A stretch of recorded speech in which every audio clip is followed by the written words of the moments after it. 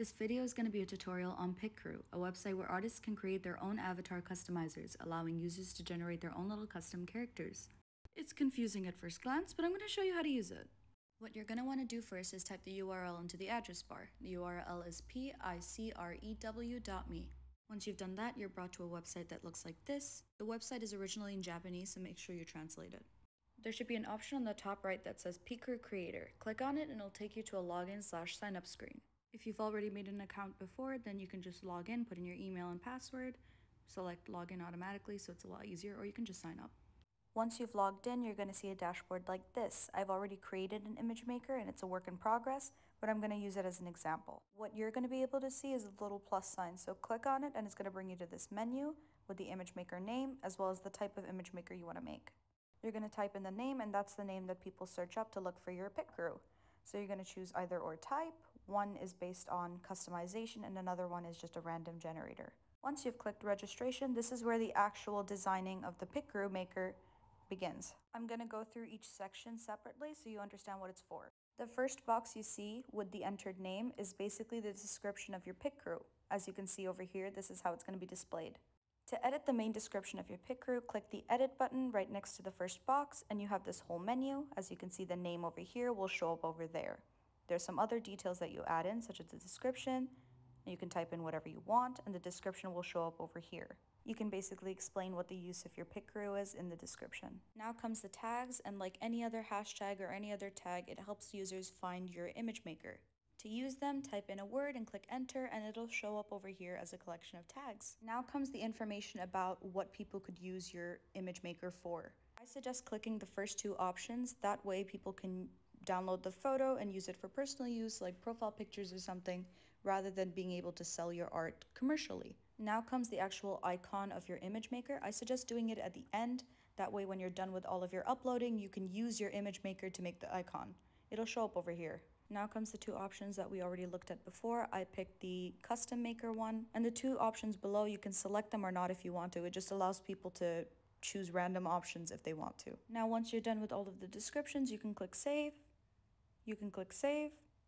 You can click save. Eventually. Now comes the actual fun and tedious part, so we'll move on to the next section, which is the parts. Here is where you add the basic body parts like base, skin tone, etc. Select normal, that's what I did in all honesty. So I'm going to type in base, and that's going to be the base for my image maker. Now we got a whole block of just stuff, so we're going to go through each thing. First, let's add some other parts. I'm going to add a skin tone, and then I'm going to add another part, which is going to be the eyes. Now that we have a few basic parts to work with, let's look to the right side at the layers section. As it is for any other art program, you have layers. So the one on the uppermost top is what shows up on the top. So the eyes are going to show up above the skin tone. You can add as many parts as you want to. As you can see, I've done so here. But with that, make sure you're sorting out the layers, or you might have the eyes come under the skin and you won't be able to see it. We explored the sorting option on the right. Now let's look at the sorting option on the left side. This basically shows the order of which you're going to click your options. As you can see here, this is the order that I've decided to go with. Now comes the actual uploading process. There's an item and setting button with every part that you've made.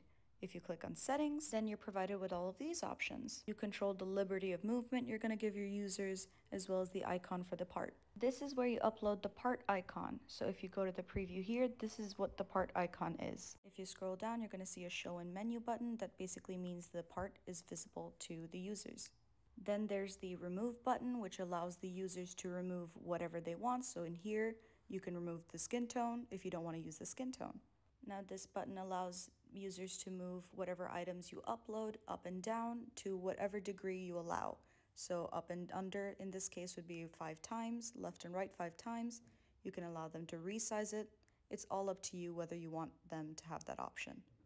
Now if you scroll down, you're going to see two other options, color and layer. We'll get back to that in a second. To your left is a quick menu of all of your parts, as well as the manufacturer tab if you want to go to the main menu, and there's a preview button where you can basically preview your designs. As you can see, there's 3 options available here. That's because we added 3 parts, and we also enabled the remove button in settings, so the remove button is available. Now comes to the actual uploading process. Click on your first part. In this case, it's going to be the base. This item menu can also be reached by clicking item instead of setting. Now there's two options to upload. On the left side shows the icon image, not of the part, but of the layer you're going to make. Here are the icon images I put for skin tones. It's a square with the color on it, with the actual layer showing up. So the left side is where I put the image of the square, and the right side is where I actually put the skin tone. Because this is the base part and not skin tone, I'm going to add a blank canvas, or you can add a base. The recommended size is 600 by 600 pixels, so I suggest you use that if you want it to fit perfectly as shown here. The item addition is self-explanatory, so if you want to add more than one base, you can just add an item. You can add up to 50 each time, but I assume it's an endless amount because I've added more than 50. The item addition will come in handy with skin tone because you want to add multiple different types of skin tones. So you can add items. Let's say I'm going to add maybe 10 extra skin tones. With that, I'm providing 11 available options for my users to click on if they want different skin tones. Now you can upload the icon and the layer individually, or you can upload a set of them in bulk. Now you're brought to this menu where you can upload all the images, item images, or the icon images in bulk. So you can select as many files as you want and upload them all at once. Now I'm going to upload the skin tone icons I've made. Remember that I added 10 extra items, giving me a total of 11. That's why the 12th picture wasn't accepted. I suggest naming them in numerical order. 1, because it's helpful and you can find out what icon image corresponds to what layer you've made, and the computer understands it that way.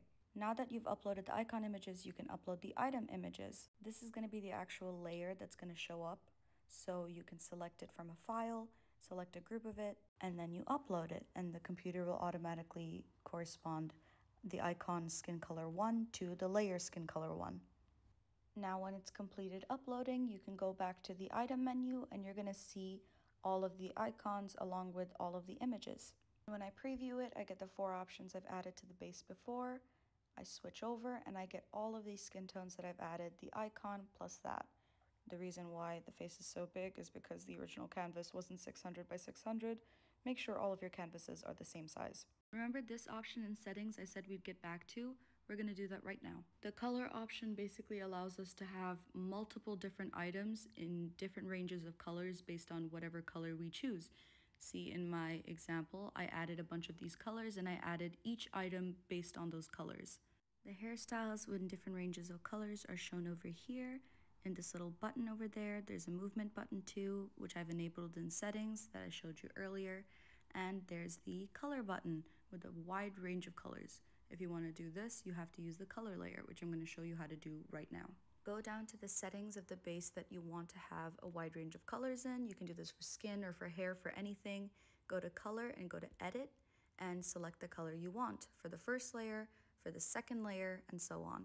Now, if you go to item list, you're going to be able to see options to add an item in black and in red in this case. For my personal one that I've made, I've had a wide range. I had to make a layer for every color and I uploaded it, and now I'm able to provide the users with any hair color that they choose. Once you've finished with everything, you can go to release/publication, and that's where you can actually release your Picrew everywhere. It double checks the cover image.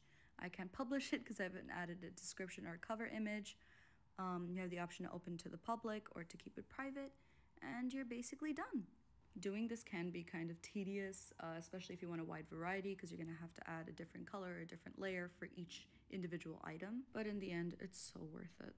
Thank you so much for watching. I hope you enjoyed, and my TikTok is linked down below if you want to drop a follow.